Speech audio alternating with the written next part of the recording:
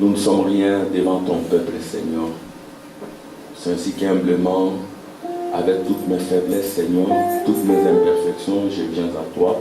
Exactement comme Isaïe, Seigneur, pour que tu prennes la braise de feu et que tu le mettes, Seigneur, dans nos cœurs, dans mon cœur, dans mes lèvres, dans mes yeux, dans tout mon être, ainsi que dans les êtres de mes frères et sœurs. Pour que, oh Dieu, ô Père, nous puissions être comme les deux disciples sur le chemin d'Emmaüs. Ils ont parcouru un long chemin avec toi, Seigneur, jusqu'à ce que, Seigneur, ô Dieu, ils t'ont reconnu parce que tu as brisé le pain et tu as donné le vin. C'est comme cela que, Seigneur, nous voulons être avec toi autour de la table. Seigneur, donne encore le pain, oh, donne encore le vin, pour que, Père Céleste, oh Dieu, nous soyons forts, Seigneur, et parcourons, Seigneur, ces longues distances de pèlerinage, exactement comme les deux disciples sur le chemin d'Emmaüs, sans sentir le poids, Seigneur, parce que toi, tu es là, Seigneur, que nous puissions marcher comme Israël dans le désert, oh Dieu, jusqu'à Canaan, Seigneur, étant positionnés dans ta présence, et dans la victoire, et dans la perfection, dans la marche parfaite, Seigneur, au nom de Jésus. Amen. Amen. Acclamation pour le Seigneur. Amen. Nous allons immédiatement lire la parole. Amen. Ça va? Ça paraît? Amen. Disons-nous le Seigneur, lèvons-nous. Shadrach, Séraphin, les enfants, levez-vous pour qu'on montre la parole. Amen. 6 jours après, Jésus prit avec lui Pierre, Jacques et Jean, son frère, et il les conduisit à l'écart sur une haute montagne. Il fit transfigurer devant eux, son visage resplendit comme le soleil, et ses vêtements devinrent blancs comme la lumière. Et voici Moïse et Élie leur apparurent, s'entretenant avec lui. Pierre, prenant la parole, dit à Jésus, Seigneur, il est bon que nous soyons ici, si tu le veux. Je te serai ici 3 tentes, une pour toi, une pour Moïse, une pour Élie. Comme il parlait encore, il nous illuminait le bruit. Et voici une voix entendre de lui ces paroles. Celui-ci est mon fils bien-aimé, en qui j'ai mis toute mon affection. Écoutez-le.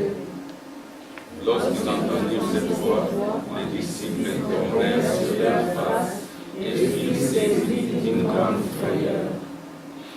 Mais Jésus, s'approchant, le toucha et dit, levez-vous, n'ayez pas peur. Ils levèrent les yeux et ne virent que Jésus seul. Quand ils descendaient de la montagne, Jésus leur donna cet ordre, ne parlez à personne de cette vision, jusqu'à ce que l'Esprit de l'homme soit ressuscité sur cette terre. Père Céleste, merci. Ouvre-nous encore, ouvre l'auditoire. Aimez-nous de côté, Seigneur, et glorifie-toi au milieu de tes saints, au nom de Jésus. Amen. Amen. Que le Seigneur vous bénisse. Amen. Nous sommes dans la joie d'être dans la maison du Seigneur. Nous sommes toujours en train de voir notre sujet sur l'adoption. Comme nous avions eu à le dire, c'est vraiment un cercle que nous pouvons achever. Le cercle, c'est un anneau qui n'a pas de coin, dont vous pouvez tourner tout autour. Alléluia. C'est ainsi que Frère Branham dira, ces messages sur l'adoption, je prendrai des mois et des mois sans pouvoir l'achever. Nous ne venons pas ici pour achever quoi que ce soit, parce que Christ a tout achevé. Amen. Christ a tout achevé à la croix, et l'épouse est l'achèvement de son plan parfait.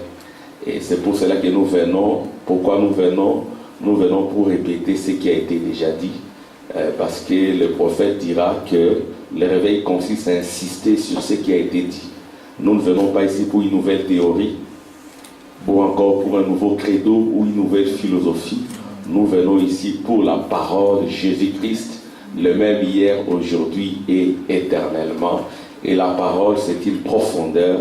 Nous allons y entrer et nous allons lire, c'est l'éternité. et vous ne pouvez jamais épuiser l'éternité. Amen. Donc l'essentiel, c'est que nous entrions dans cette éternité authentique et que cette parole puisse pénétrer en nous et que nos coupes puissent déborder. Amen. Et que nous soyons constamment éveillés. Et comme Frère Branham dit, il est un révivaliste. Son objectif, c'est de réveiller. Voyez-vous? Et nous aussi, notre objectif, c'est que l'épouse soit éveillée, c'est que l'église soit éveillée, c'est que chacun de nous soit éveillé, c'est que chacun de nous reconnaisse ses responsabilités chrétiennes, c'est que chacun de nous reconnaisse qui il est, ce qu'il est. Et comme nous l'avions vu avec les deux enfants qui étaient dans la richesse de leur père, il y a un qui s'en est allé réclamant l'héritage, et quand il est parti loin du pays de la vie, il a gaspillé son héritage, mais après il a pris conscience de lui. Il s'est dit, mais dans le pays de mon père, il y a de la richesse, même les mercenaires ne meurent pas de faim. Pourquoi je dois... Il a pris conscience. Ouais, la vraie foi consiste aussi à reconnaître qui on est, ce qu'on est. Et nous disons aussi que Jésus avait la foi parfaite parce qu'il savait qui il était. Si vous ne savez pas qui vous êtes, vous n'irez pas plus loin. C'est-à-dire que la parole hier consiste à démontrer, à présenter la nature de tout un chacun, que vous sachiez qui vous êtes. Et nous avions dit que nous sommes des fils de Dieu dès avant la fondation du monde. Nous ne devenons pas fils de Dieu en entrant dans cette église. Nous ne sommes pas sauvés en entrant dans cette église. Nous ne sommes pas sauvés en écoutant la prédication d'un pasteur. Non, nous sommes sauvés dès avant la fondation du monde.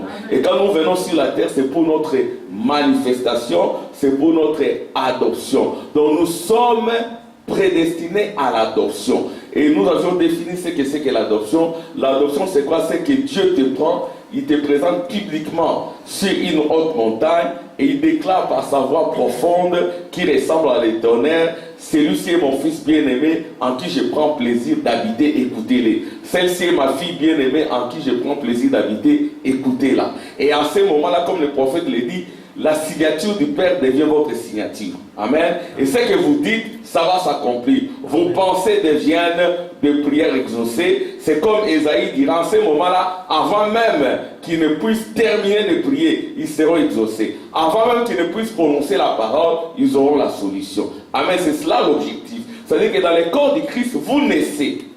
Quand vous naissez, vous êtes né de nouveau. Cela ne suffit pas. Il faut grandir jusqu'à ce que le Père ait confiance en vous et qu'il vous adopte. Et quand il vous adopte, il manifeste des dons en vous. Mais quand il vous a adopté, il y a déjà l'amour de Dieu en vous. C'est ce que nous avions dit la fois passée, que le prophète dira: j'aimerais une église où il n'y a même pas de dons, aucun de ces dons qui se manifeste, mais là où il y a de l'amour. Et quand l'amour est en nous, cet amour produira des dons parfaits. Et quel amour? L'amour de Dieu, qui est l'amour vertical, et l'amour horizontal, qui est l'amour des frères. Parce que si vous n'avez pas l'amour, mais vous avez des dons, ces dons-là vont créer la confusion.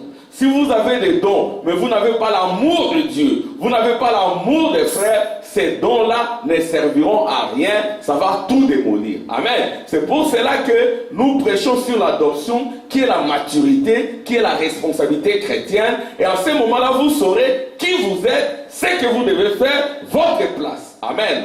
Parce qu'il y a beaucoup de chrétiens qui ne connaissent pas leur place. C'est pour cela qu'ils ne sont pas utiles pour les autres. Et nous devons être utiles les uns pour les autres. Amen. Nous devons être utiles les uns pour les autres. Nous devons donner un modèle, le modèle d'utilité, exactement comme Moïse l'a été, exactement comme Jésus. Amen. Parce que Moïse avait dit: l'Éternel votre Dieu vous enverra un prophète comme un bon. Et c'était Jésus le prophète. Et Jésus, il a manifesté la même vie pour que toi et moi, nous soyons comme lui. Amen. Alors notre sujet c'est, nous l'avons entendu comme ceci, le temps de l'adoption. Le temps de l'adoption. Le temps c'est très important. Nous devons connaître le temps. Si nous parvenons à avoir des précisions sur le temps de l'adoption, et nous comprendrons beaucoup de choses. Le temps de l'adoption, en d'autres termes, nous avons posé une question implicite. Le temps de l'adoption, c'est quoi le temps de l'adoption? Nous y avons répondu. Posant une question, c'est y répondre. C'est le temps de la résurrection. Le temps de l'adoption, c'est le temps de la résurrection. Et la fois passée, nous avons défini ce que c'est que la résurrection. Amen. La résurrection, nous avons dit que c'est le retour du soleil. Amen.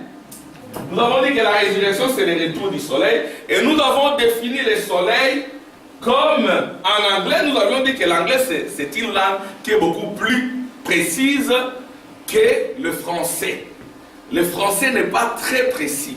C'est ainsi que même la prophétie s'est accomplie en anglais, parce que Jésus avait dit de même que l'éclair s'élève à l'est et se couche à l'ouest, ainsi sera l'avènement du Fils de l'homme. Et vous remarquerez que la plupart des réveils sont venus des États-Unis.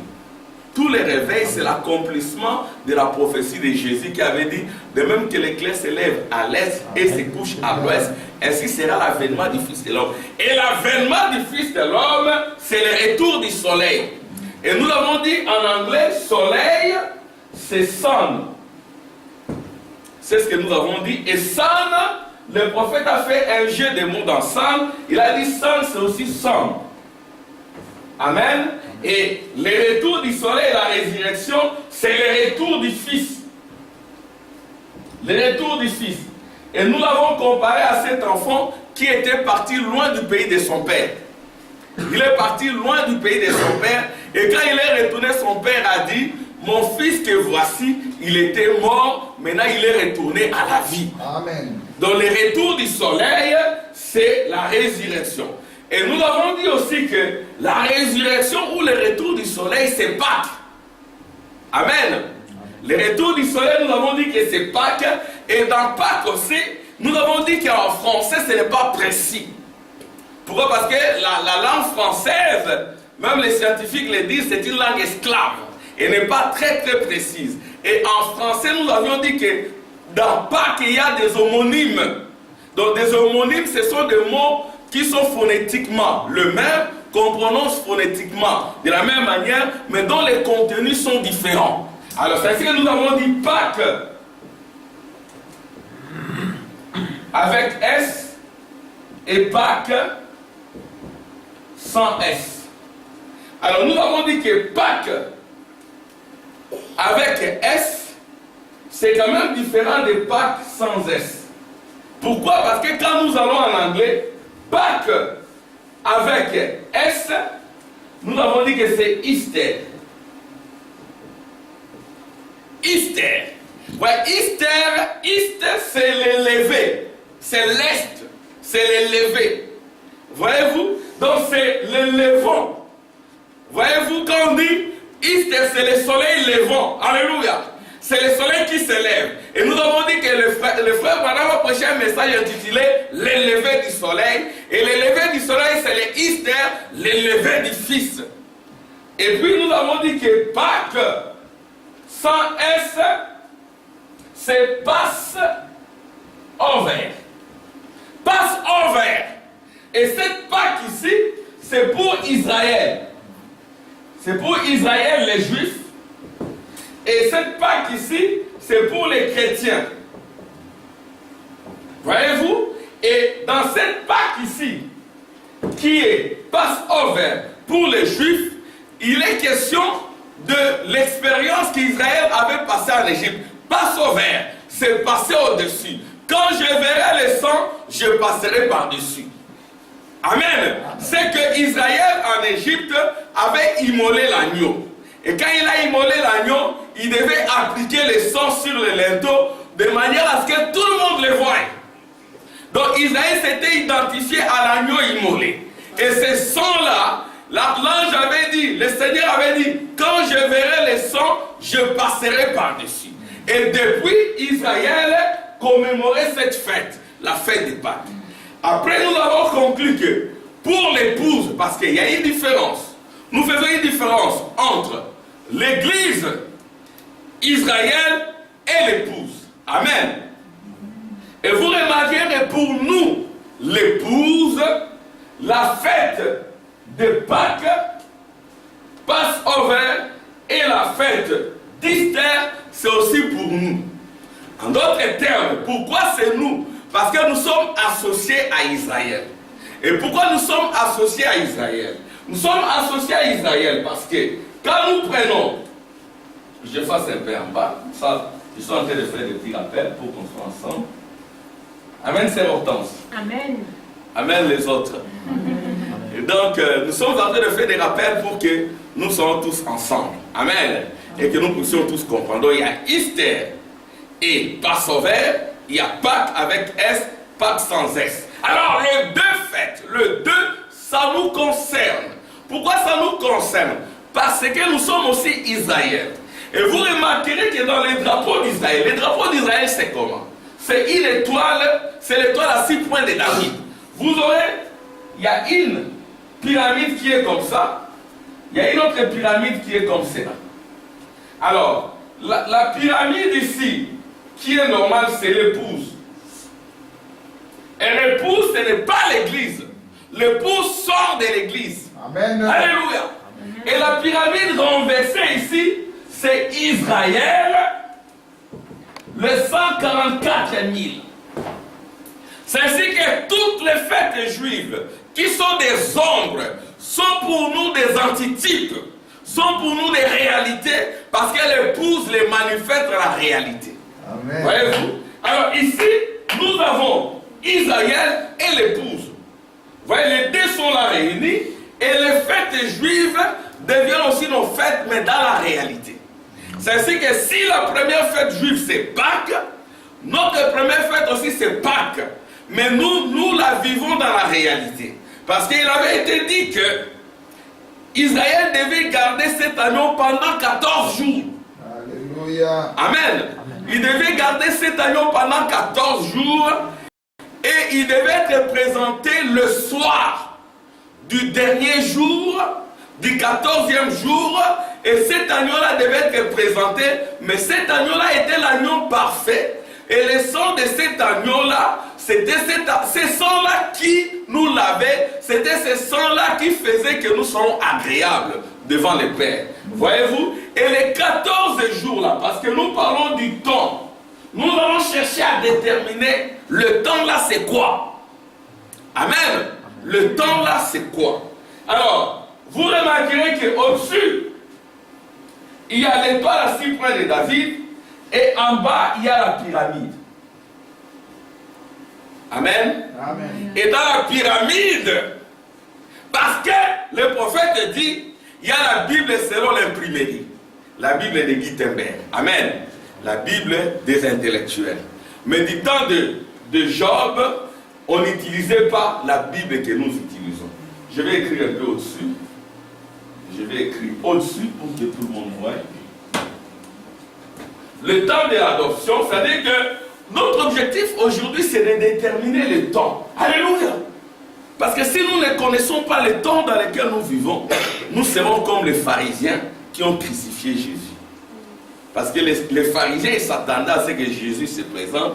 Mais quand Jésus s'est présenté, quand le Christ s'est présenté, ils l'ont crucifié. Pourquoi? Parce qu'ils ne connaissaient pas le temps. Et vous, épouses, vous devez connaître le temps dans lequel vous vivez. Le temps de l'adoption, c'est le temps de la résurrection. Alors, je mets ici la pyramide. Ça s'appelle la pyramide d'Enoch. Et la pyramide d'Enoch, c'est toute une Bible pour l'épouse. Alléluia. Amen. Nous, l'épouse, nous n'avons pas que la Bible des intellectuels. C'est vrai que j'ai envoyé à Frère Tim un message de Vatican, où tu as lu ça? C'est une fausse nouvelle. Ce n'est pas vrai, hein? Ok, on ne sait pas. Parce qu'il semble qu'il y en a qui veulent changer la Bible. Le prophète dit la Bible est notre absolu. On ne changera jamais la Bible. Il ne faut jamais dire que la Bible n'est plus adaptée à la civilisation actuelle. Non, c'est la civilisation qui doit s'adapter à la Bible. Alléluia. C'est chacun de nous qui doit s'adapter à la Bible. Amen. L'église doit s'adapter à la Bible. Les chrétiens doivent s'adapter à la Bible.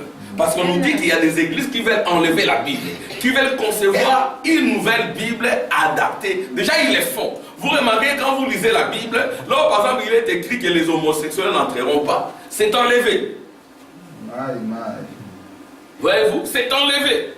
Aujourd'hui, quand vous dites homosexuel, vous êtes homophobe.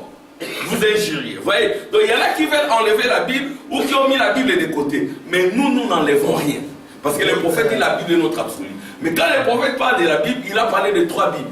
Et 3, c'est les chiffres de la perfection. Il y a la Bible des intellectuels, selon Gutenberg, l'imprimerie. Mais avant Gutenberg, les autres utilisaient, quand vous prenez Job utilisait les zodiaques.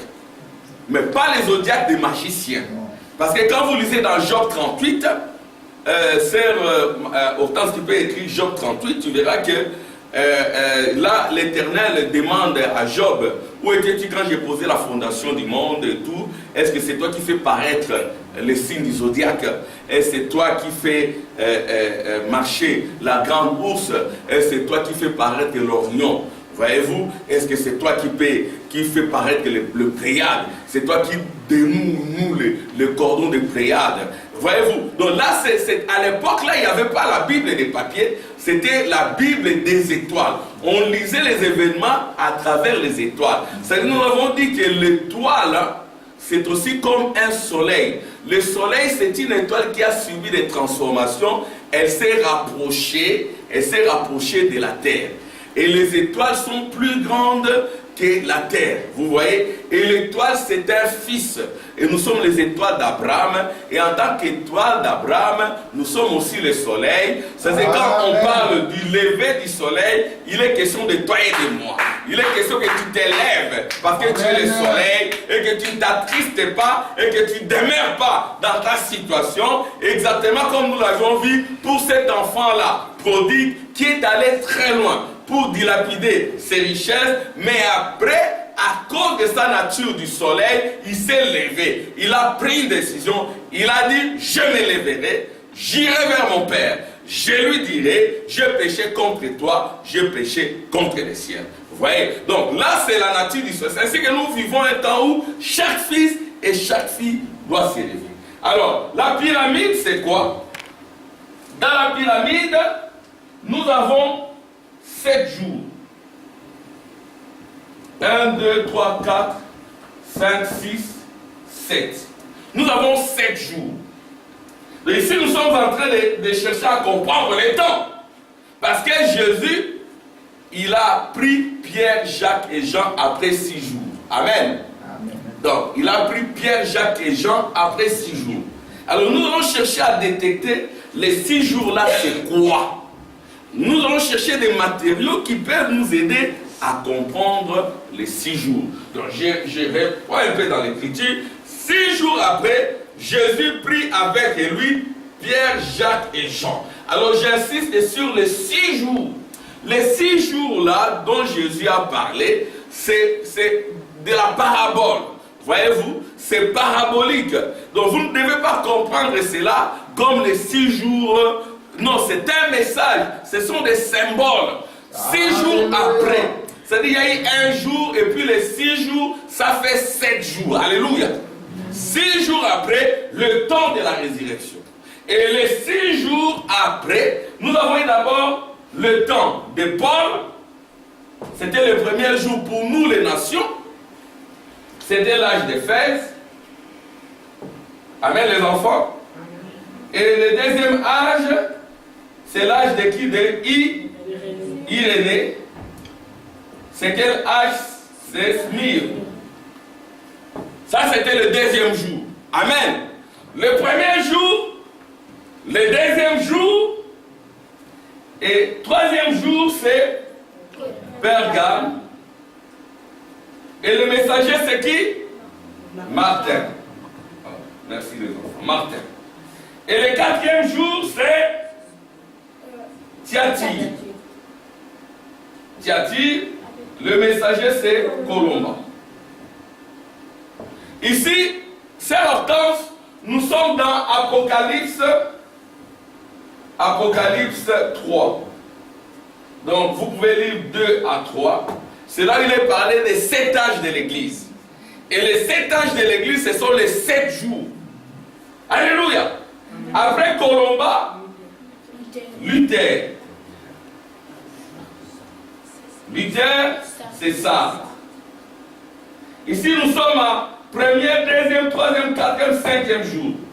Après, Wesley, bravo les enfants. Philadelphie. Philadelphie qui signifie l'amour. C'est dans cet âge ici que les gens ont beaucoup aimé, ils ont voyagé, ils ont répandu l'évangile. Et ça a commencé à Londres. Et après, le dernier âge, c'est quel âge? La Odyssée. La Odyssée. Et le prophète, tellement qu'il était humble. Amen. Quand on arrive à la Odyssée, il met lui-même point d'interrogation. Pourquoi? Parce que un prophète ne se présente pas lui-même. C'est vous qui l'identifiez. Nous avons dit que si vous voyez quelqu'un dire c'est moi le pasteur, et c'est moi le prophète, et c'est moi le Messie, il est faux. Parce qu'un vrai ne se présente pas. C'est vous qui l'identifiez. Amen. Et il est venu comme un frère. Et nous avons remarqué que dans sa vie, il y a eu identification du ministère prophétique de les bas âges. Et aujourd'hui, nous sommes les quantièmes, nous sommes le 8 avril. Amen. Et il est né le 6 avril. Là, nous sommes dans le temps. Et quand je dis il est né le 6 avril, là maintenant, selon la Bible, les zodiaques, je peux aussi identifier son signe de naissance. Alléluia.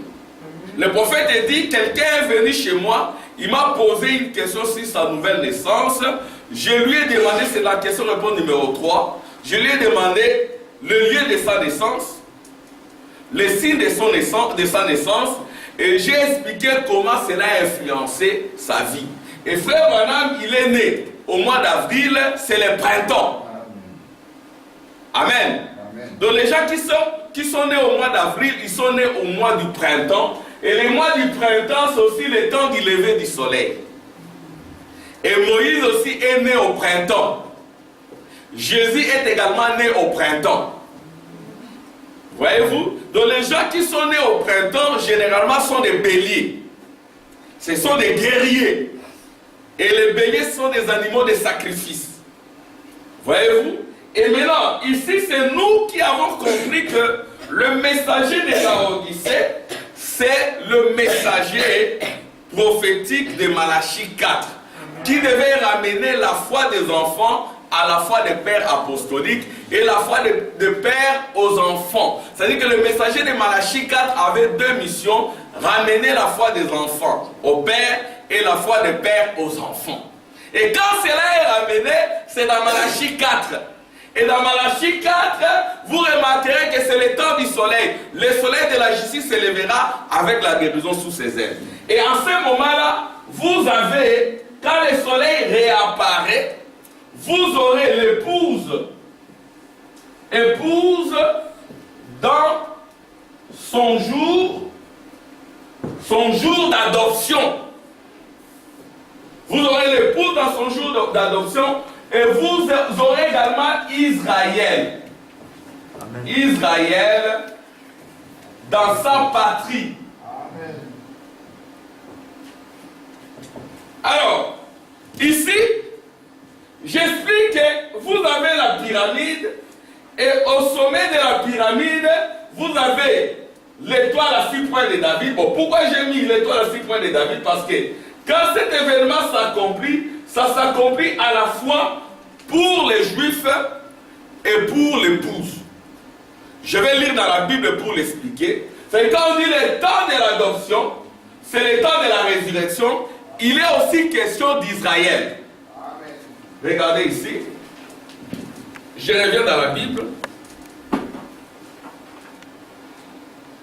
6 jours après, Amen.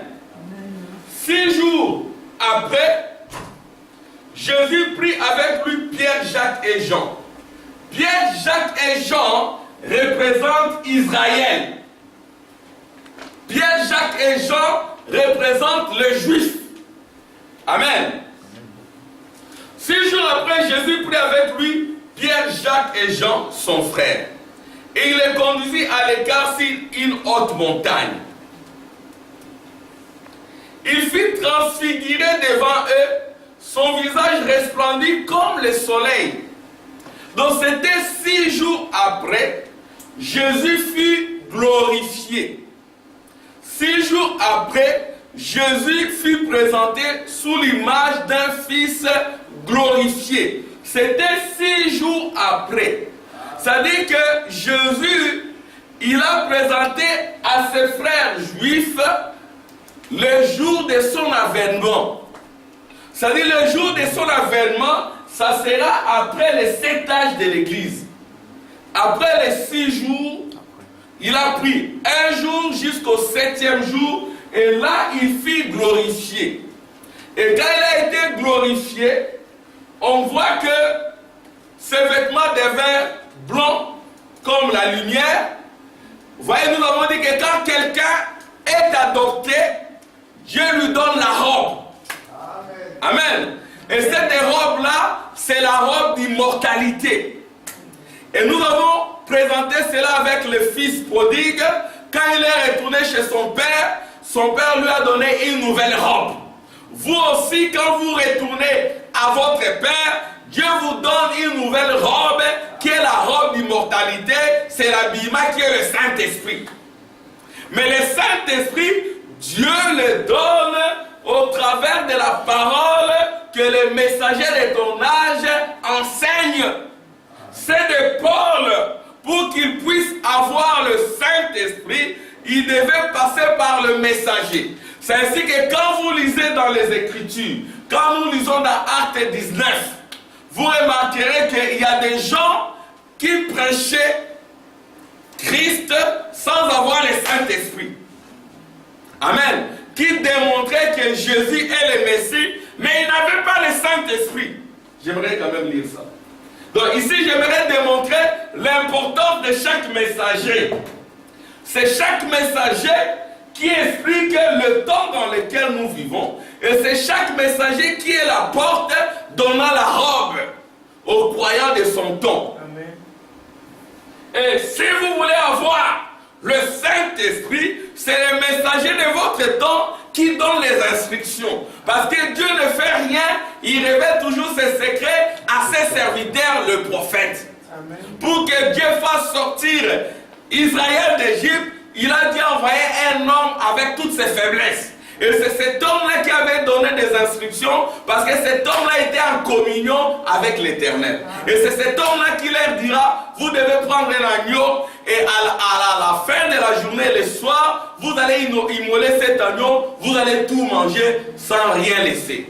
Si c'est plus grand pour vous, vous allez vous unir avec d'autres familles pour partager cet agneau. Et quand vous aurez fini, vous prendrez le sang, vous l'appliquerez au linteau, pour que tout le monde puisse voir cela.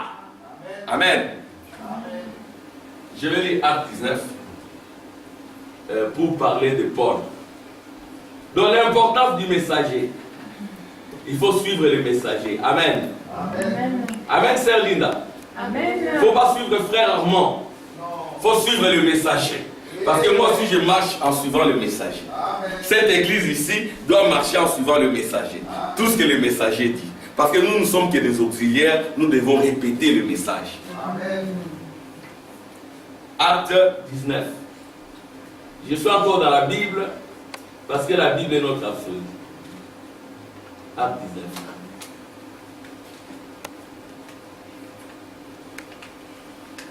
Pendant qu'Apollos était à Corinthe, vous voyez, c'est l'histoire des hommes.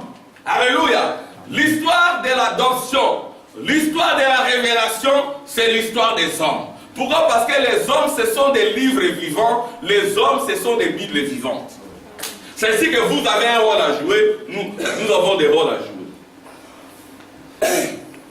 Pendant qu'Apollos était à Corinthe, Paul, après avoir parcouru les hautes provinces de l'Asie, ici, c'est Paul.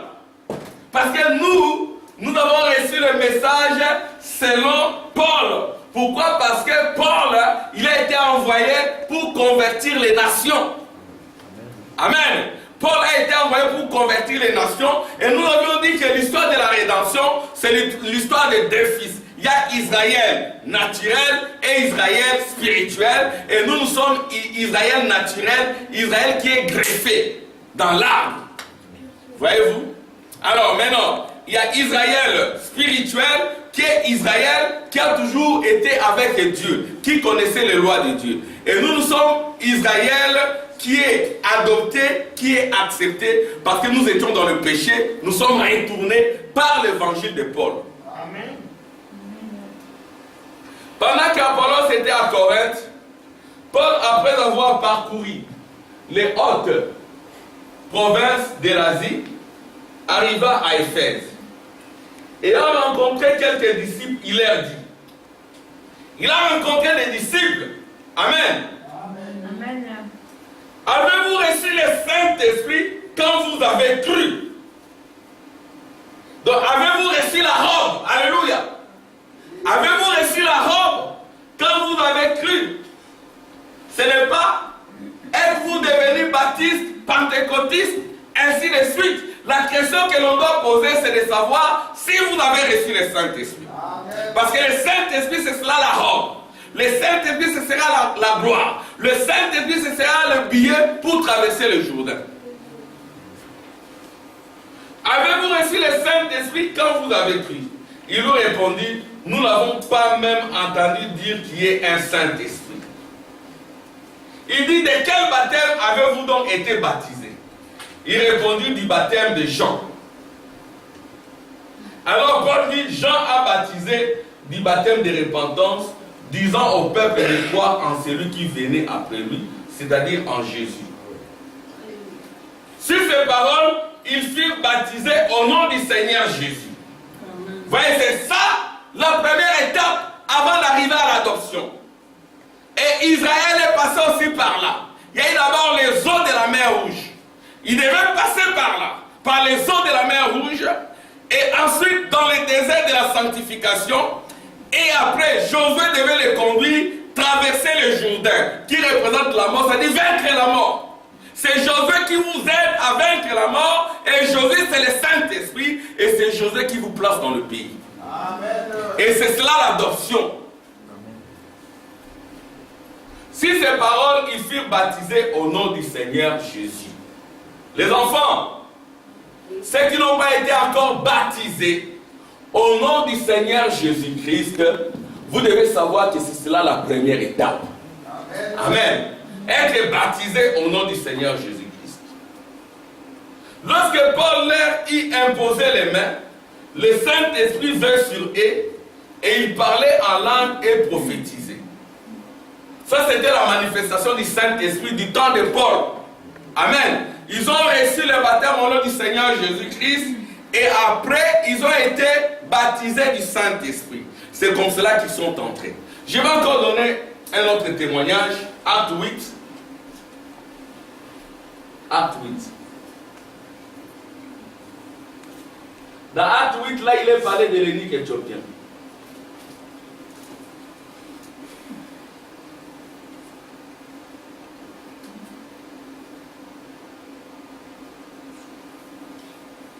Alors,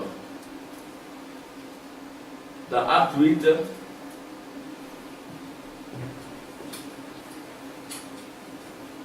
tous depuis les plus petits jusqu'aux plus grands. Alors, suivez très bien.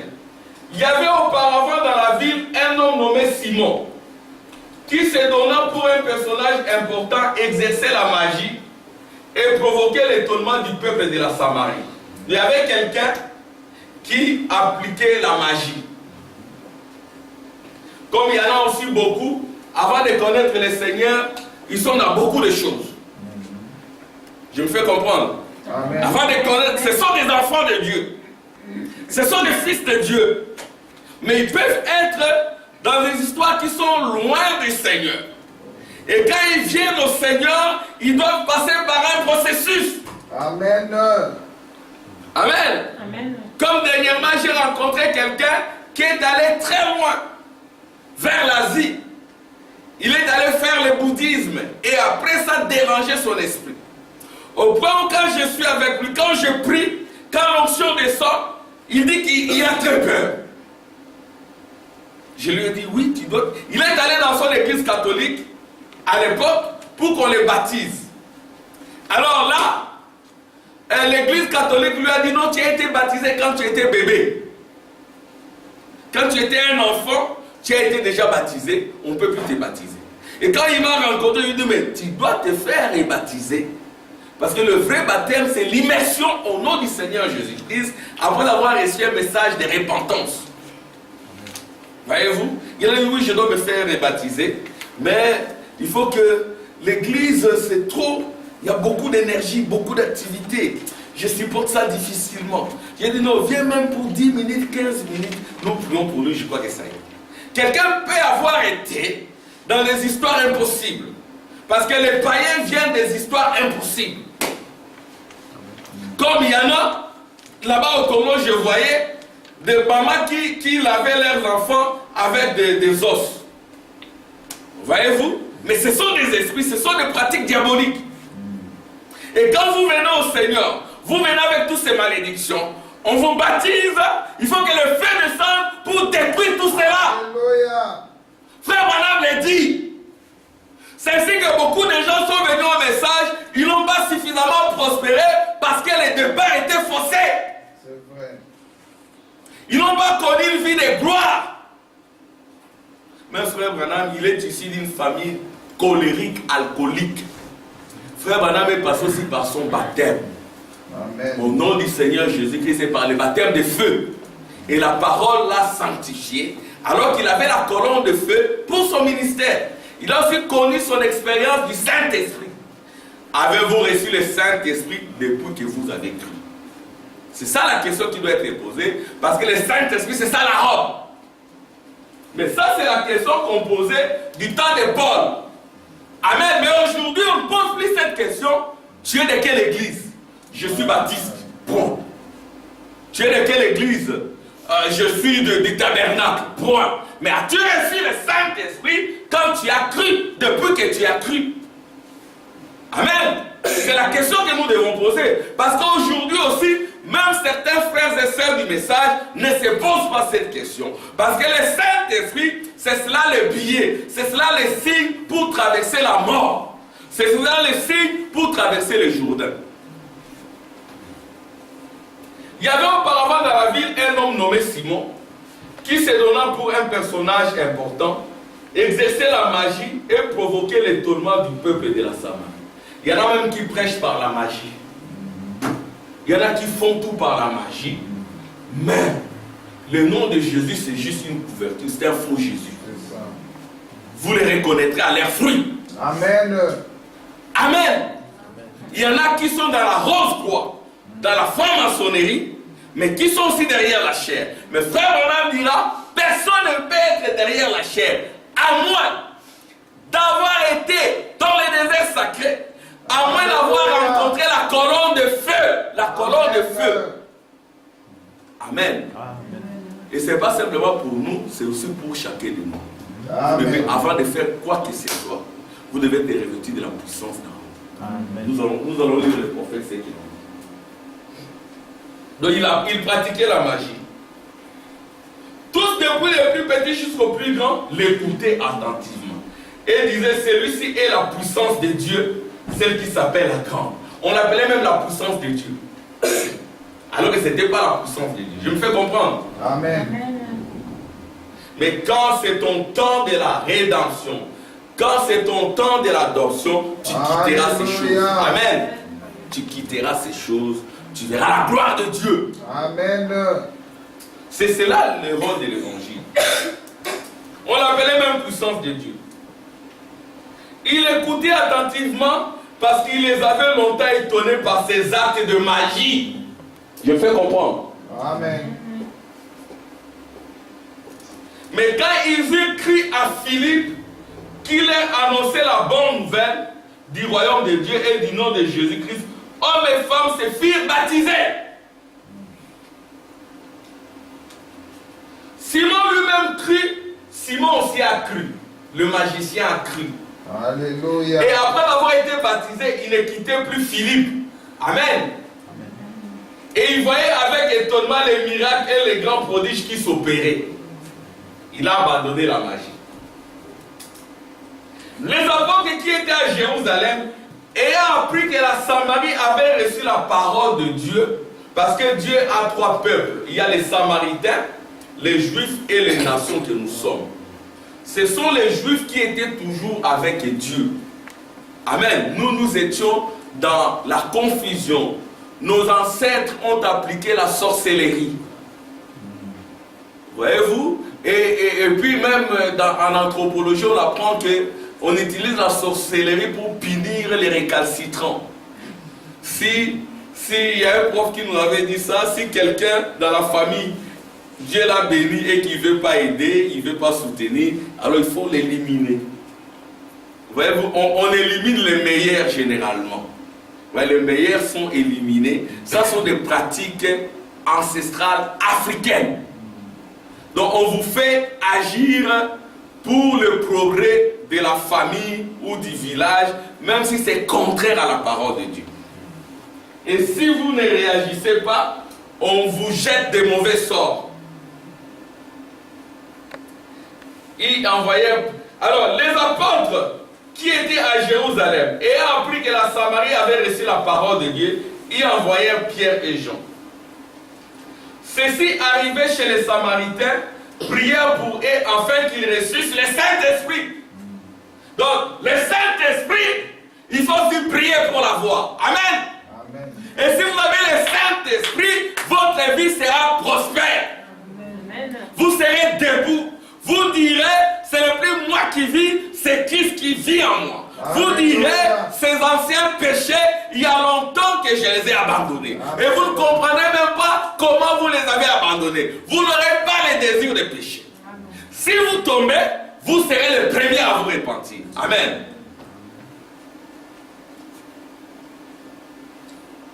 Amen les enfants. Je parle aussi pour vous, vous devez recevoir le Saint-Esprit. Vous êtes avec vos parents.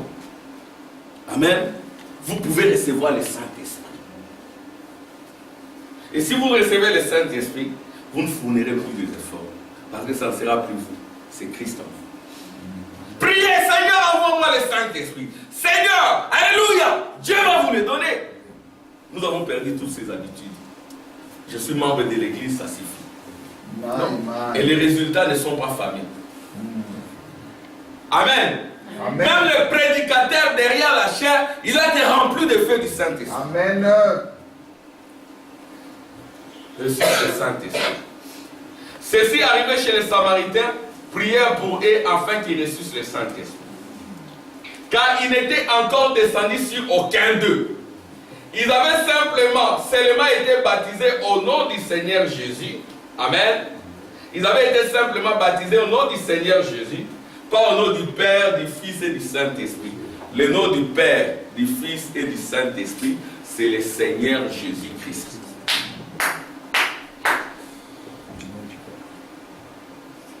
Alors Pierre et Jean leur imposèrent les mains, ils reçurent le Saint-Esprit.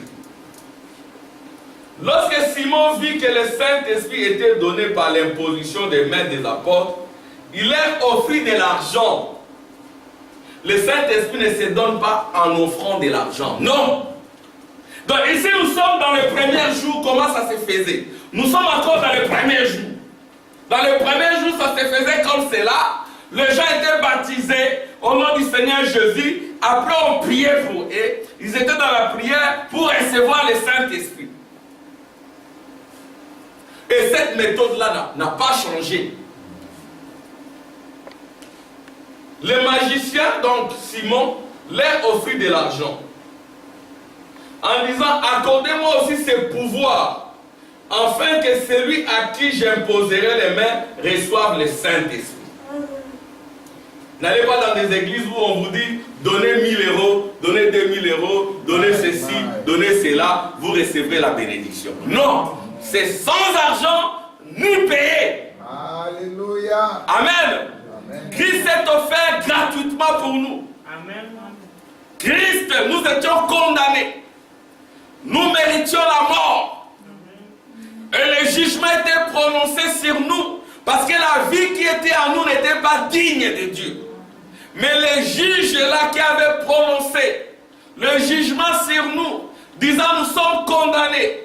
Le juge là qui avait dit que nous ne sommes pas dignes. Il n'y a personne qui peut agir pour nous. Le juge là s'est transformé en avocat. Amen. Ça ne se fait pas un juge qui devient ton avocat. Il est devenu ton avocat. Il a supprimé la sentence. Et puis il t'a libéré. Amen. Accorde-moi aussi cela. C'est sans argent. Mais Pierre lui dit que ton argent périsse avec toi. Alléluia. Amen. Amen. Où sont ces serviteurs qui disent ça? Que ton argent périsse avec toi. Puisque tu as cru que les dons de Dieu s'acquéraient à prix d'argent. Les dons de Dieu, ça ne s'acquiert pas à prix d'argent. Il n'y a pour toi ni part ni lot dans cette affaire, car ton cœur n'est pas droit devant Dieu. C'était un problème de cœur. Amen. Le cœur de Simon n'était pas droit devant Dieu. Et nos cœurs doivent être droits devant Dieu. Réprends-toi donc de ta méchanceté et prie le Seigneur pour que la pensée de ton cœur te soit pardonnée s'il est possible. Car je vois que tu es dans un fiel amer et dans le lien de l'iniquité. Ces fiels amers et ces liens d'iniquité sont brûlés par la parole. C'est pour cela que nous venons écouter la parole. Nous venons écouter la parole pour que tout cela soit brûlé. Amen. Alors, je vais lire encore un dernier témoignage. Un ange du Seigneur s'adressant à Philippe, lui dit, lève-toi et va du côté du midi sur le chemin qui descend de Jérusalem à Gaza, celui qui est désert. Il se leva et partit, et voici un Éthiopien, un eunuque, ministre de Candace, reine d'Éthiopie, et surintendant de tous ses trésors, venir à Jérusalem pour adorer. S'en retournant assis sur son char, lisait les prophètes d'Ésaïe. L'Esprit dit à Philippe, avance et approche-toi de ces chars. Il y a un autre serviteur, Philippe. Dieu l'envoie, lève-toi, comme Dieu peut aussi vous envoyer. Levez-vous, allez à tel endroit. Il y a mon fils qui doit venir à l'adoption. Il y a mon fils qui doit se convertir. Il y a mon fils qui a besoin de la parole de Dieu. Approche-toi de ces chars. Philippe accourut et attendit l'Éthiopien qui lisait le prophète Ésaïe. Il lui dit, comprends-tu ce que tu lis? Il répondit, comment le pourrais-je si quelqu'un ne me guide? Nous avons besoin d'un guide. Amen. Si vous n'avez pas de guide, point de compréhension. Il faut un guide qui est déjà dans le corps. C'est ainsi que nous avons eu les 7 messagers qui sont aussi des guides. Jusqu'au temps de la fin, il y aura toujours des guides. C'est le Saint-Esprit dans des hommes. Amen. Et c'est ce que nous essayons de faire par la grâce du Seigneur. Comment le pourrais-je si quelqu'un me guide? Et il invita Philippe à monter et à s'asseoir avec lui. Le passage de l'Écriture qu'il lisait était celui-ci. Donc il lisait la Bible mais il ne comprenait absolument rien. Mais il a fallu quelqu'un du corps pour les ramener. Dans son humiliation, son jugement, l'Élie dit à Philippe, je te prie, de qui le prophète parle-t-il ainsi? Alors Philippe ouvra la bouche et commença par ces passages, lui annonça la bonne nouvelle de Jésus. Comme ils continuaient leur chemin, ils y rencontrèrent de l'eau. Amen. Amen. Ils y rencontrèrent de l'eau. Et l'Élie dit, voici de l'eau. Qu'est-ce qui empêche que je sois baptisé? Amen. Amen. Qu'est-ce qui empêche que je sois baptisé? Philippe dit, si tu crois de tout ton cœur, cela est possible. L'eunuque répondit, je crois que Jésus-Christ est le Fils de Dieu. Il fit arrêter les chars. Philippe et l'eunuque descendirent tous deux dans l'eau et Philippe baptisa l'eunuque. Quand ils furent sortis de l'eau, l'Esprit du Seigneur enleva Philippe et l'eunuque ne le vit plus. L'Esprit a enlevé l'eunuque. Amen. Donc, j'ai présenté ces Écritures pour vous montrer les modèles. Il y a toujours le modèle des hommes.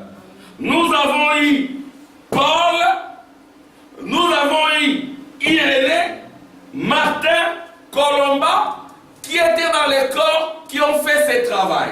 Et nous avons eu Wesley, nous avons eu au temps de la fin, le prophète dira au temps de la fin, il y a eu 3 grands ministères. Il y a eu Oral Robert, Billy Graham et William Marion Branham. Ce sont là les 3 grands ministères du temps de la fin. Et ces 3 grands ministères ont des missions précises. Alors maintenant, s'il y a un ministère qui a beaucoup plus insisté sur la place de l'épouse, c'est le ministère auquel moi j'écris. Et c'est en me basant sur ces ministères que je dois aussi vous présenter l'expérience du salut, l'expérience du Saint-Esprit. Je ne peux pas m'en détourner. Amen. Je dois vous présenter ce à quoi j'écris. Et nous, en passant du haut de la chair, nous devons vous présenter la même chose. Alors, le temps de l'adoption, ça sera quand? Le temps de l'adoption, ça sera après les 7 jours ici. C'est qu'après les 7 jours, il faudra encore que Jésus soit glorifié au milieu de nous. En d'autres termes, l'écriture que nous avons présentée ici, de Matthieu 17, c'est une écriture qui présente la préfiguration. C'est-à-dire que Jésus, déjà en son temps, il avait présenté à ses frères juifs comment il reviendra. Amen. Amen. Comment il reviendra, comment il sera transfiguré, comment il sera glorifié, comment on les reverra. Ça sera après le 7 jours. Et le 7 jours après, Jésus doit de nouveau être glorifié. Et vous remarquerez que pour les Juifs, quand Moïse parle de l'agneau, il dit que cet agneau-là devait être gardé pendant 14 jours. Amen. Et c'est après les 14 jours que l'agneau, le sang, devrait être présenté. Et vous remarquerez que les 7 jours ici, c'est pour nous, les nations, mais les 7 autres jours, c'est aussi pour Israël, parce qu'Israël avait aussi connu 7 âges de l'Église. Alors quand vous prenez les âges de l'Église d'Israël et les âges de l'Église des nations, ça forme 14. Et après maintenant, le 14e jour, nous devons de nouveau voir la résurrection, nous devons de nouveau voir Jésus-Christ manifesté au milieu de nous. Et quand Jésus-Christ se manifeste au milieu de nous, il est la parole. Amen.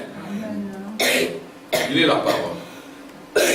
Alors, je vais lire ce qu'ont dit les prophètes. Donc, quand nous parlons de la fête de Pâques, la fête de Pâques, ou le temps de l'adoption, c'est la fête de Pâques.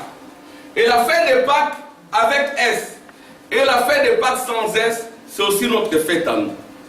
Mais vous remarquerez aussi que toutes les fêtes juives sont devenues aussi nos fêtes. Parce que la première fête juive, ça je vais quand même expliquer. Quelles sont les fêtes juives?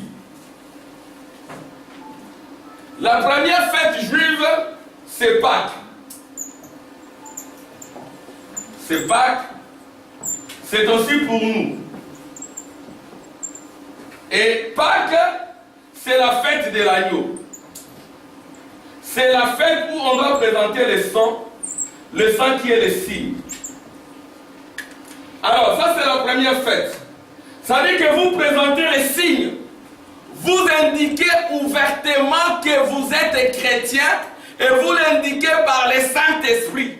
Sans le Saint-Esprit, il n'y a pas de christianisme. Donc vous présentez ouvertement votre signe d'appartenance au corps de Christ. Ensuite, vous remarquerez que cette fête de Pâques, elle était associée à une autre fête de pain sans levain.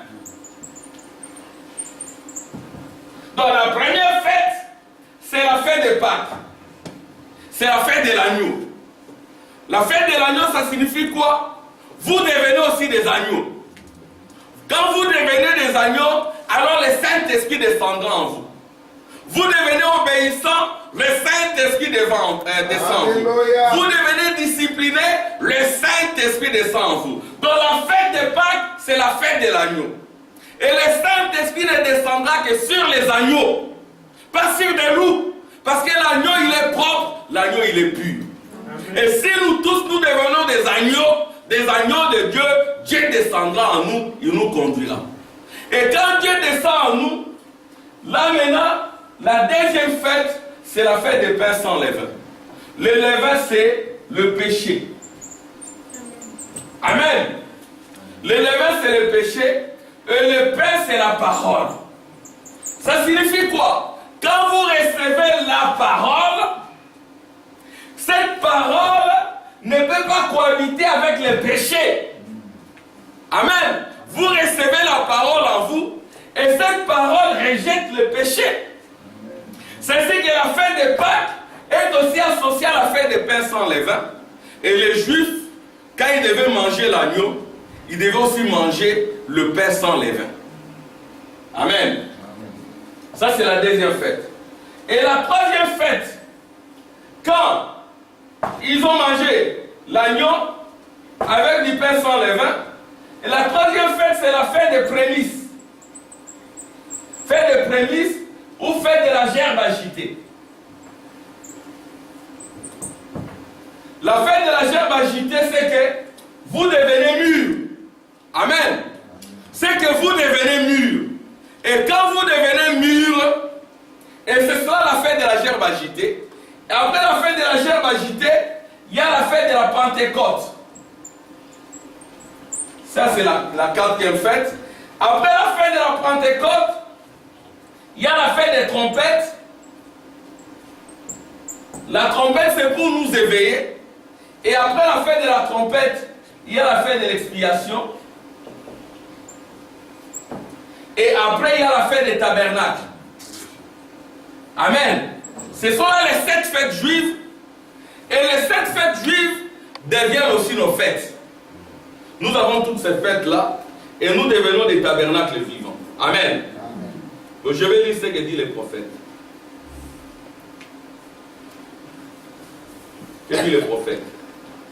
Les croyants dans son adoration étaient identifiés à son sacrifice par les signes.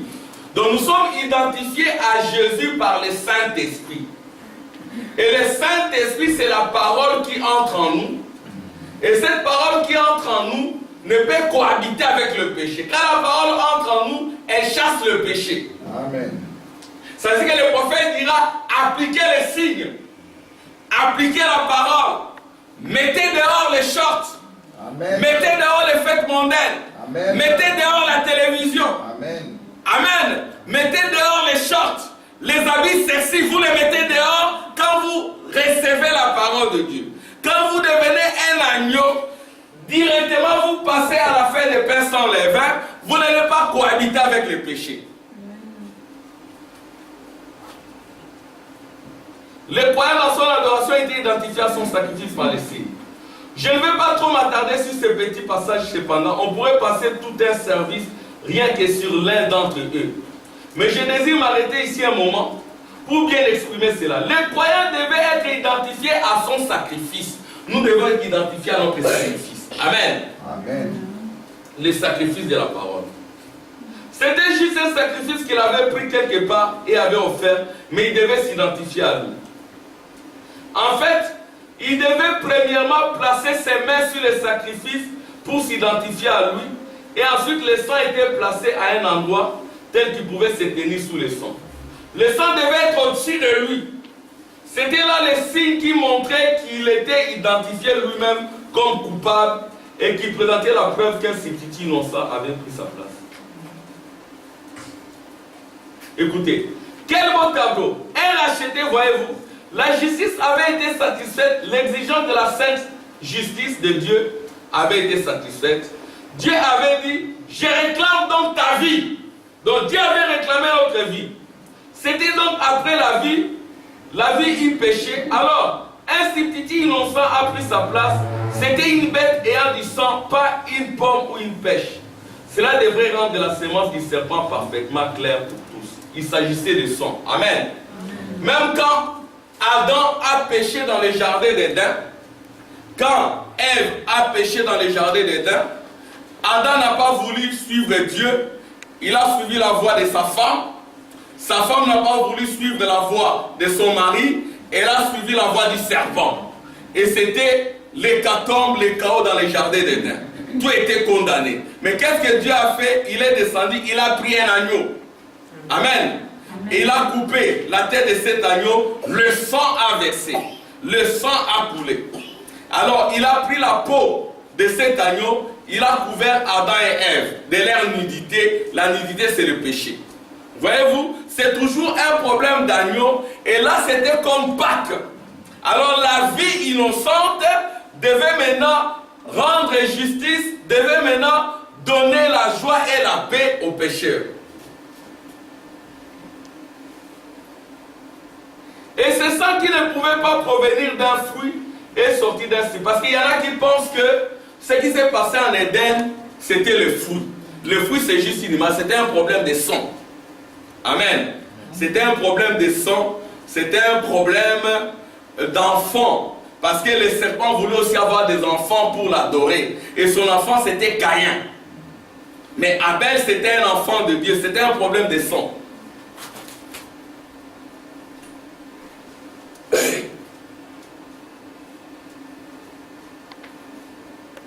Bon, écoutez ce que le prophète dit. Je me demande aujourd'hui, alors que Dieu nous conduit à une vie d'abandon complet et de service pour lui, je me demande si nos esprits ne se rebellent pas parfois. Amen. Si nos esprits ne se rebellent pas parfois, montrant en quelque sorte que je me demande si nous sommes des agneaux. Donc nous devons être des agneaux si nous voulons recevoir le Saint-Esprit. Voyez-vous, un agneau est obéissant. Un agneau se sacrifie lui-même. Il ne réclame rien qui est à lui. Vous pouvez l'étendre là et lui tendre sa laine. C'est la seule chose qu'il possède. Il ne dit jamais rien à ce sujet. Il sacrifie simplement tout ce qu'il possède. Voilà ce qu'est un agneau. Il donne tout à son... Il sait de tout lui-même et tout ce qu'il est. C'est ainsi qu'un vrai chrétien, il se sacrifie lui-même sans se soucier du monde. C'est ça la vie d'abandon. Et c'était ça la vie de Jésus, il s'est sacrifié lui-même. Frère Branham s'est sacrifié, toi et moi nous sommes appelés à une vie d'abandon. Or là, c'était l'agneau parfait Christ. Et puis à travers le sang répandu de cet agneau, de l'agneau naturel en Égypte, le sang était appliqué à ce moment. Il servait des signes qui représenteraient alors le sang de cet agneau. Voyez-vous, le signe que nous sommes morts à nous-mêmes, identifié à notre sacrifice.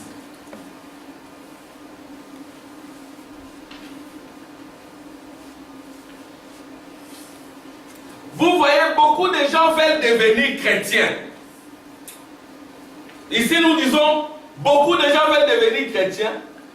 Et ils aiment le faire en secret.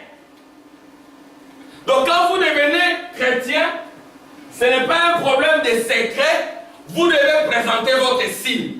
Et le signe, c'est le Saint-Esprit. Amen. Si vous n'avez pas le Saint-Esprit, vous n'avez rien à présenter. Vous voyez, beaucoup de gens veulent devenir chrétiens.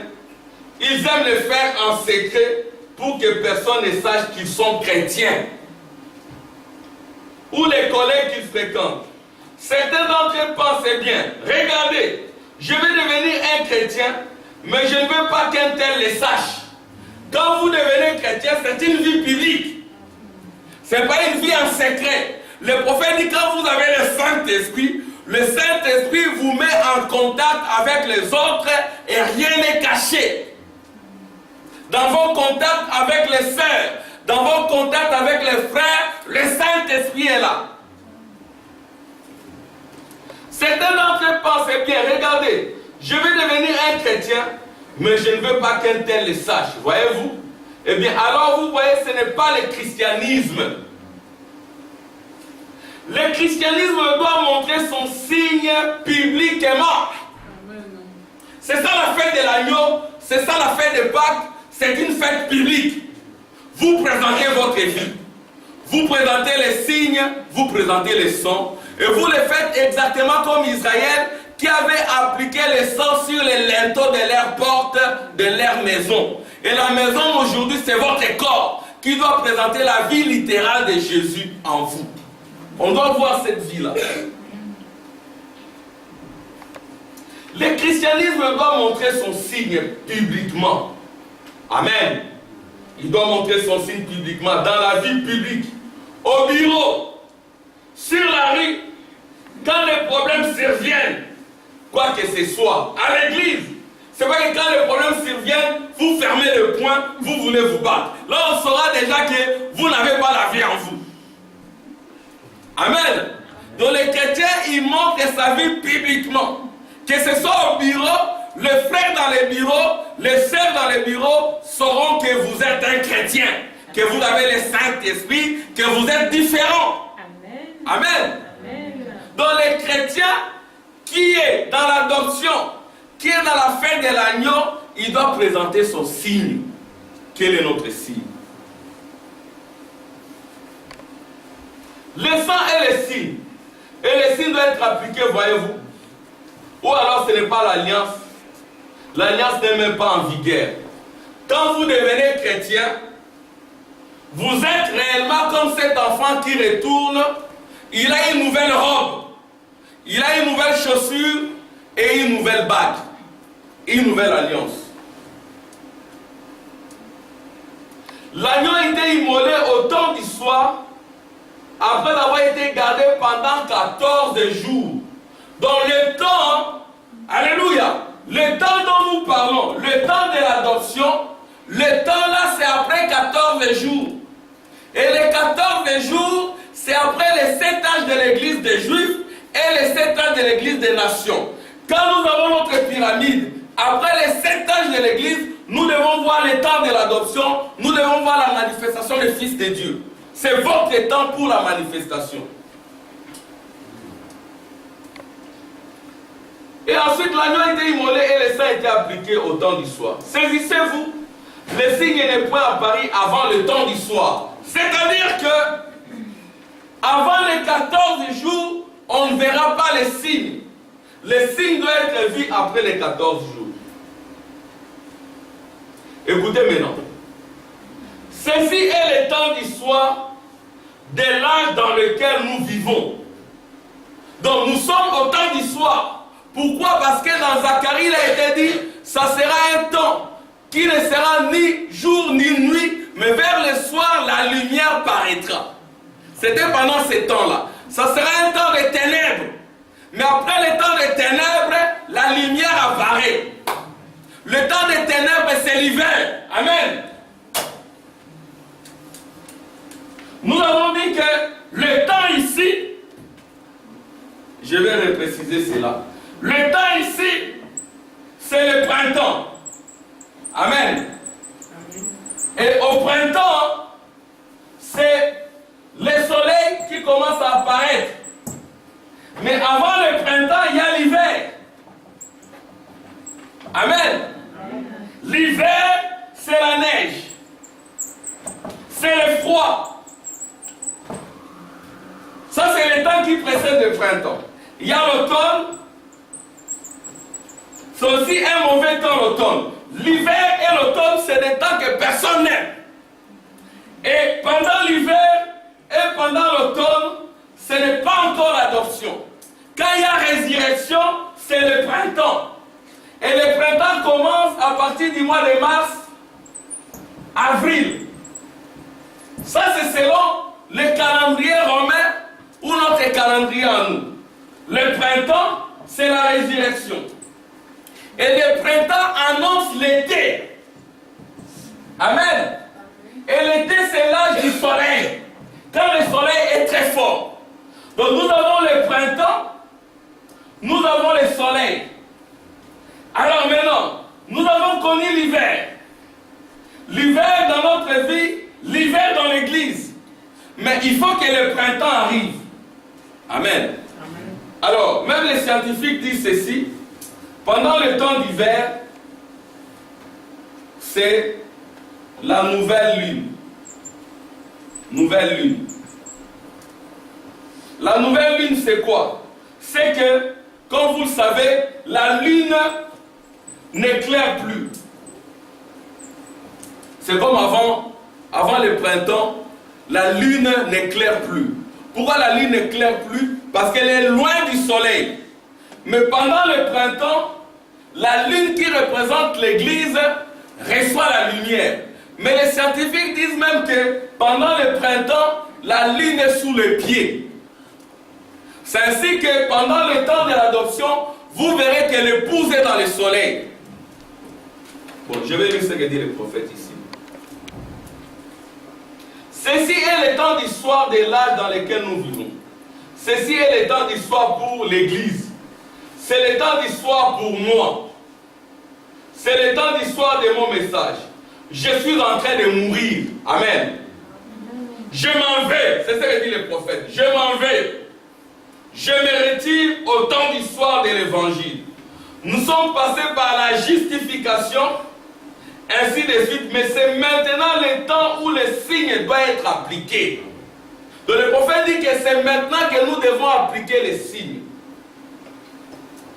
Je vous ai dit dimanche dernier que j'avais quelque chose dont je voulais vous parler. C'est ça.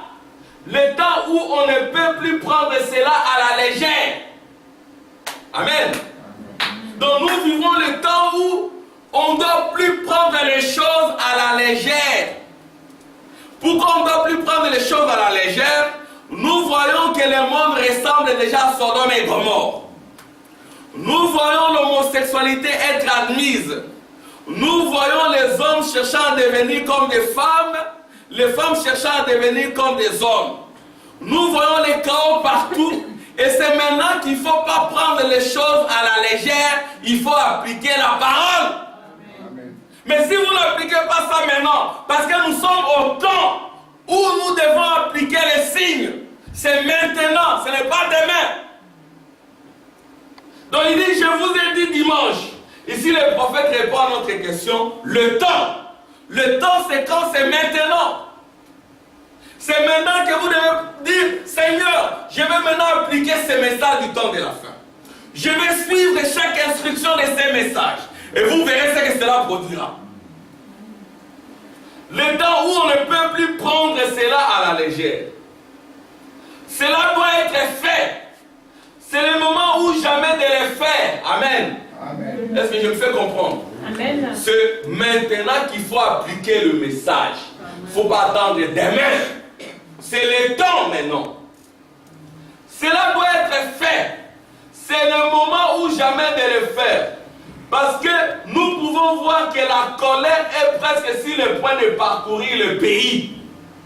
Pourquoi la colère doit parcourir le pays? Parce qu'il y a des chaos partout. Il y a l'immoralité partout. Et c'est maintenant qu'il faut appliquer les signes. Parce que si vous n'appliquez pas les signes, vous serez de l'autre côté dans l'immoralité. Vous serez de l'autre côté dans la mondanité. C'est maintenant qu'il faut prendre la décision, comme ces fils-là, Seigneur, je vais maintenant venir vers toi. Je péché contre toi. Mais je viens, prends-moi dans ta maison. C'est maintenant. Et tout ce qui n'est pas sous ces signes périra. Le sang, c'est ce qui vous identifie, remarquez. En effet, la vie animale ne pouvait pas revenir sur l'être humain. Lorsque le sang était répandu, la vie en sortait, bien sûr, parce que cela formait un tout. Et lorsque le sang de la vie s'était retiré, la vie étant différente du sang. Or, le sang, ce sont les composants chimiques. Le sang dont nous parlons, ce n'est pas le sang chimique qui coula à Golgotha. Le sang dont nous parlons, c'est ces messages, c'est cette parole que nous devons appliquer dans notre vie. Amen. Mais la vie est quelque chose de différent du sang. Mais la vie est dans le sang. Et la vie animale ne pouvait pas. En effet, elle ne pouvait pas venir sur un être humain parce que la vie animale ne possède pas d'âme. Amen. L'animal ne sait pas qu'il est nu. La vie animale ne possède pas d'âme. Amen. Amen. Pourquoi je dis cela? Je dis cela parce que ce qui nous différencie des animaux, ce sont les âmes. Si vous n'avez pas d'âme, vous êtes un animal. Or, la vie de Dieu vient se glorifier dans nos âmes. Amen. Ne dites jamais, alléluia, je vis sans âme. Amen. Si vous vivez sans âme, vous êtes un animal. Parce que, dans cette doctrine du message, il y en a qui vous disent aussi qu'ils vivent sans âme. Si vous êtes sans âme, vous êtes un animal. Alors vous serez amené à tout faire. Or, frère Branham, il a vécu avec son âme et Dieu s'est glorifié dans son âme. Et Dieu lui a dit, ne fume pas, ne bois pas, Amen. Ne suis pas ton corps d'une façon ou d'une autre, ne sois pas dans la nudité. Et frère Branham a prêché contre la nudité qui est le péché. Mais aujourd'hui, nous avons des gens qui vous disent ouvertement qu'ils sont sans âme. Et quand vous êtes sans âme, vous êtes un animal. Et quand vous êtes un animal, vous n'êtes plus conscient du péché. Parce que pour vous, le péché n'existe plus. Mais pour nous, le péché a été vaincu dans notre vie. Amen. Et l'âme est victorieuse. C'est-à-dire que Christ est venu en nous. Il s'est révélé en nous. Il a pris la prééminence sur nous. Et son royaume s'est manifesté dans notre vie. C'est ainsi que nous ne pouvons pas fumer. Nous ne pouvons pas boire. Nous ne pouvons pas pécher. Parce que ce n'est plus nous qui vivons. C'est Christ qui vit en nous. On n'a jamais vu Christ fumant. On n'a jamais vu Christ vivant. On n'a jamais vu Christ s'enivrant. On n'a jamais vu Christ, amen, courant avec les femmes. Non. Et frère Branham aussi, quand il est né, la gloire de la Shekinah s'est glorifiée dans son âme. Amen. Et cette gloire-là lui dira, ne fume pas, ne bois pas. Amen. Ne suis pas ton corps d'une façon ou d'une autre. Et c'est cela le message du temps de la fin. Amen. Je dis cela pourquoi? Parce que nous avons commencé avec des amis qui ne fumaient pas. Aujourd'hui, ils fument.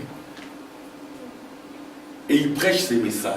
Si vous fumez, votre place n'est pas derrière la chair. Amen. Amen. Amen. Si vous buvez de l'alcool, votre place n'est pas derrière la chair. Amen. Si vous courez derrière la femme, votre place n'est pas derrière la chair. Amen. Amen. Écoutez, je vais lire cela. En effet, elle ne pouvait pas venir sur un être humain parce que la vie animale ne possède pas d'âme. L'animal ne sait pas qu'il est nu.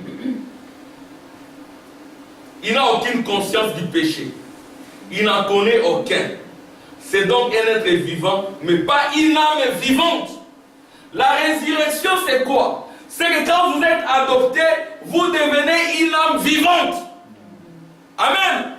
Une âme qui a la vie littérale de Jésus en lui. Il y a des choses qui ne vont plus apparaître dans sa vie, des choses qui sont contraires à la parole de Dieu. C'est donc un être vivant, mais pas une âme vivante. Par conséquent, cette vie animale ne pouvait pas revenir sur une vie humaine, parce que dans cette vie-là, il n'y avait pas d'âme. Amen. Parce qu'il y a aujourd'hui des gens qui sont sans âme. Mais si vous vivez sans âme, c'est que vous êtes inconscient. Le Saint-Esprit vient pour réveiller votre âme. Le Saint-Esprit vient pour vous rendre conscient de votre nature de fils de Dieu et de filles de Dieu. Le Saint-Esprit vient pour vous ramener à la maison. Et quand vous êtes dans la maison, vous manifestez la nature de votre papa, de votre père.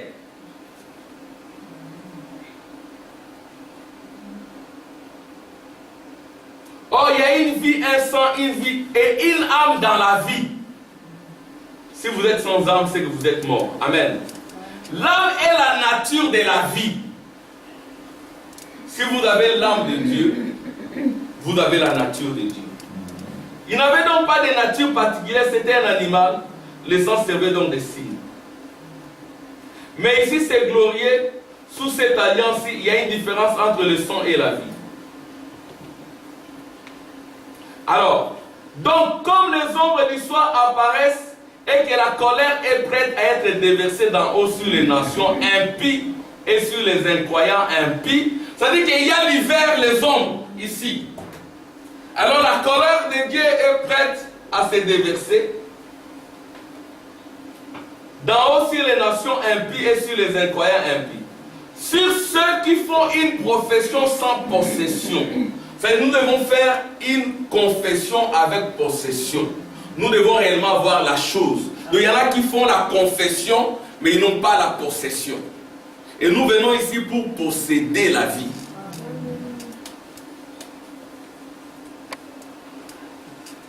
Nous vivons présentement dans les ombres et la colère est prête à s'abattre.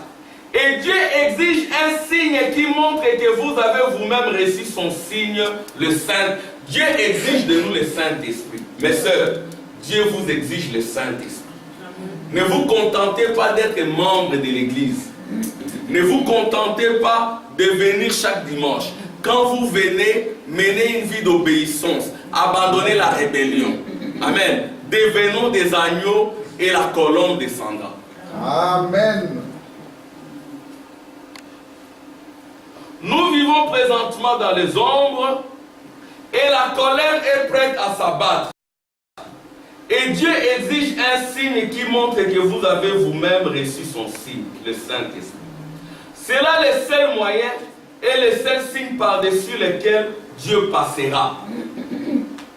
Parce qu'il s'agit de la vie littérale de Jésus. Amen, frère Benoît. Tu peux entrer.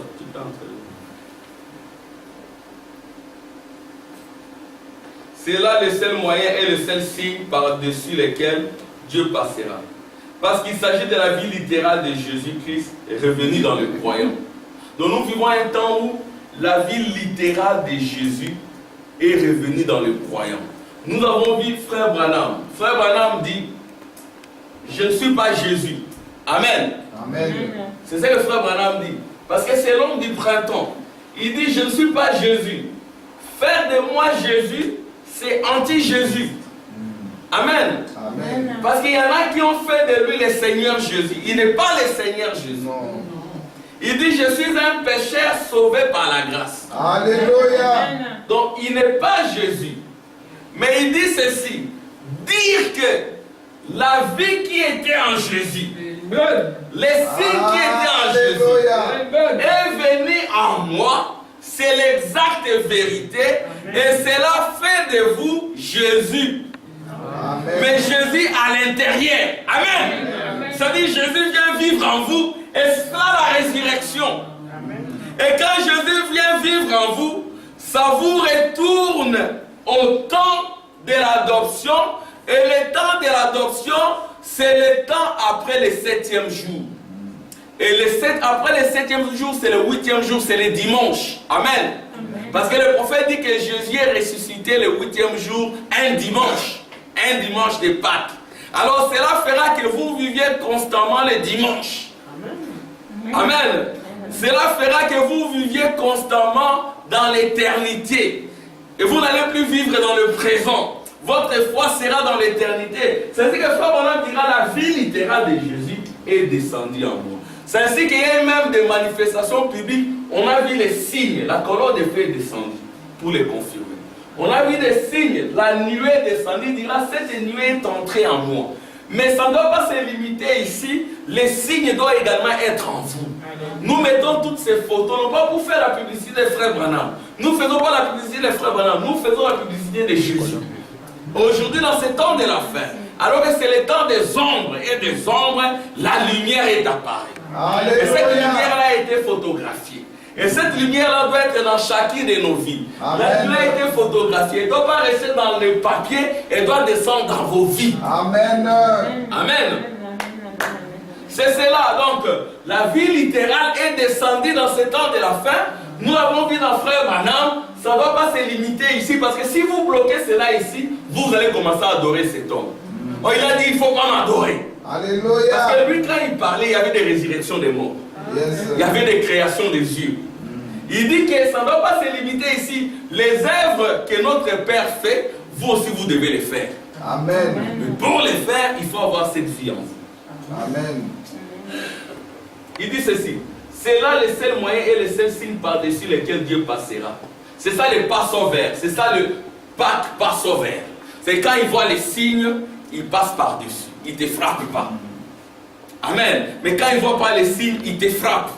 Ils te frappent de la mort. Et le temps de la fin, les gens sont morts spirituellement, mais ils ne le savent pas. Beaucoup de gens sont morts spirituellement, mais ils ne le savent pas. Mais aussi des gens qui ont la vie éternelle et qui sont ressuscités déjà d'entre les morts et qui ont vaincu la mort et le séjour des morts. Amen. La vie animale ne pouvait pas revenir. Par conséquent, du sang devait être placé à la porte, sur les linteaux. Il doit être ainsi de chaque croyant aujourd'hui, rempli du Saint-Esprit, un signe que le sang répandu de l'agneau, que cette vie qui était dans l'agneau est revenue.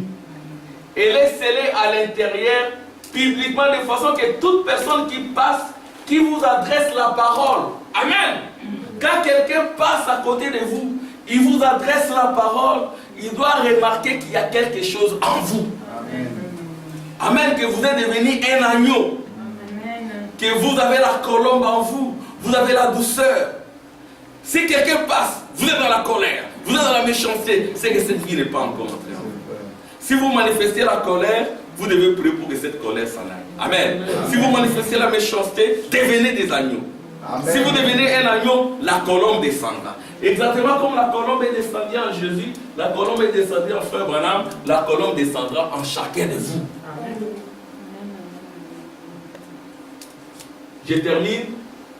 Ainsi que le sang répandu de l'agneau, que cette vie qui était dans l'agneau est revenue et elle est scellée à l'intérieur publiquement, de façon que toute personne qui passe, qui vous adresse la parole, qui a des rapports avec vous, quelqu'un qui a des rapports avec vous, elle doit sentir qu'il y a quelque chose en vous. Frère Branham dit, dans vos rapports avec les femmes, dans vos rapports avec les hommes, on doit sentir qu'il y a la vie en vous. Amen. Dans vos rapports avec les parents, on doit sentir qu'il y a la vie en vous. Amen. Hein, les enfants, quand la vie commence à venir en vous, vous deviendrez obéissants, vous deviendrez polis. Amen. Et vous deviendrez un fils de paix et de joie pour vos parents. Vous n'allez plus marcher sur les cœurs de vos parents. Parce que le prophète a dit, maintenant ils sont tendres, mais quand ils deviennent grands, ils marchent sur nos cœurs. Mais vous, vous êtes appelés à ne pas marcher sur les cœurs de vos parents. Et la solution, elle est là, devenez des agneaux. Comment on devient un agneau? C'est en écoutant la parole de Dieu. Amen. Alléluia. Si vous ne recevez pas cette parole, si vous ne l'appliquez pas, vous deviendrez des loups.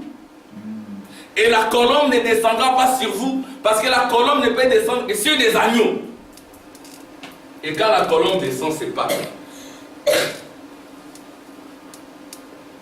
La parole qui a des rapports avec vous voit que le sang a été appliqué et que le signe de la vie qui était dans ce sang est sur vous. Vous êtes à l'abri de la colère. C'est là seulement pas un statut de membre, absolument pas. Pas simplement membre de l'église. Amen.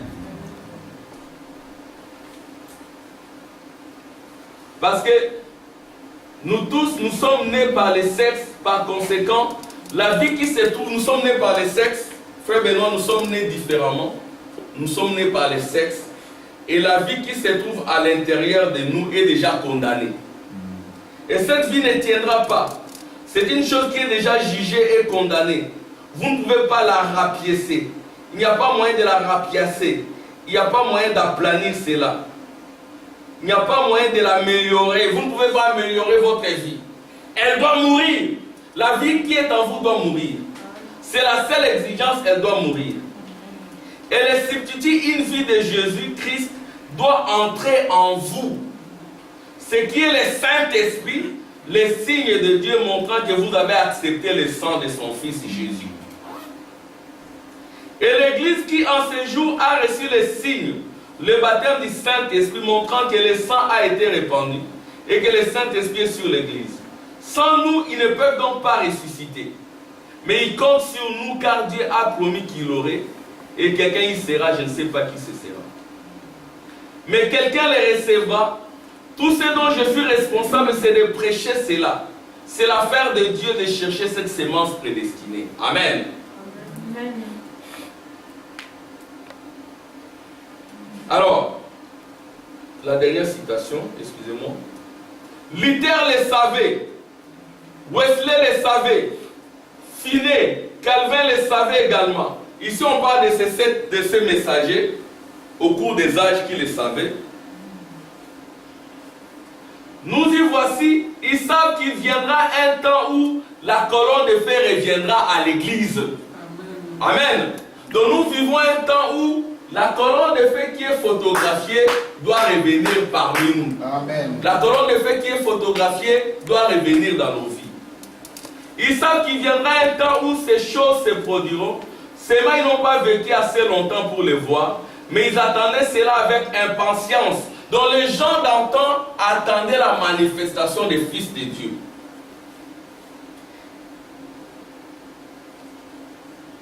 C'était l'agneau tout au long. Du temps de Luther, c'était l'agneau. Du temps de Wesley, c'était l'agneau. Mais c'est maintenant le temps du signe, où chaque maison doit être couverte du signe. Amen. C'est maintenant le temps où chacun de nous, chaque maison doit être couverte par la colonne de feu. Amen. Exactement comme frère Manam, cette colonne de feu doit accompagner chacun de nous. Amen. Nous devons avoir le désir. Chaque maison de Dieu doit être couverte du signe. Tout ce qui se trouve à l'intérieur doit être couvert du signe. Et la maison de Dieu est le corps. Et la maison de Dieu est le corps de Jésus-Christ. Et nous avons tous été baptisés dans ce signe. Et nous en sommes devenus une partie dont Dieu a dit, quand je verrai ces signes mis en évidence, je passerai par-dessus vous. Quelle heure nous sommes en train de vivre aujourd'hui? Amen. Que le Seigneur vous bénisse.